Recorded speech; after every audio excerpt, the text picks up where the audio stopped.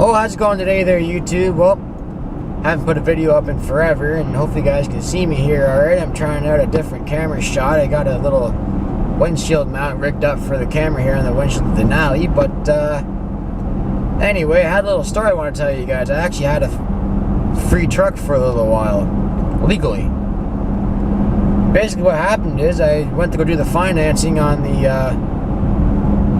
Denali here. I went and got it on December the 12th. And the first payment was supposed to come out December 24th, which is Christmas Eve, of course, right? So figured, okay, give it a couple days and then the first payment will come out. Nothing came out, so I gave it another Friday. Nothing came out. It's like, well, maybe they messed up and then they got it as a monthly payment. So waited and waited and waited and waited. Nothing came out. So about the midway of February, I go into the dealership, like, hey guys, just so you know, you guys haven't taken any money out of my bank account for that truck, eh? Oh, well, good thing you told us. Thanks for telling us, da da da da. And, you know, it wasn't my fault or anything. The money was there the whole time. But what had happened is when we signed all the paperwork, I guess the bank never got my copy of the driver's license, which that's on the dealership. That's not on me. And then they needed an email address. Like, well, that's kind of a silly thing not to get your financing. I mean, I got a proof of the financing, like, snap your fingers, but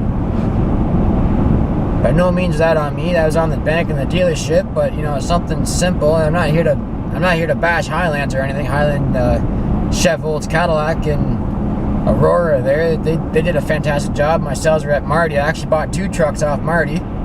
Long story short, the white truck I bought off him, and then the Denali I bought off. So Marty's a good guy. It wasn't his fault. It's all in the paperwork department. I mean, most of the bank, but you know, it is what it is. Sometimes, you know, these little hiccup things happen, and it's kind of a pain in the rear end sometimes. But you know, hey, overall, I had a pretty good buying experience at Highlands. I had my truck serviced there for years and years until they're out of warranty. Then I just do it myself, of course. But never had any big problems.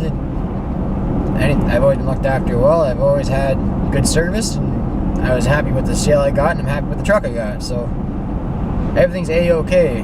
Anyway, I thought maybe I'd give you guys something to think about there for a little while. Anyway, if you like what you see, please comment, rate, subscribe as always, and stay tuned for more.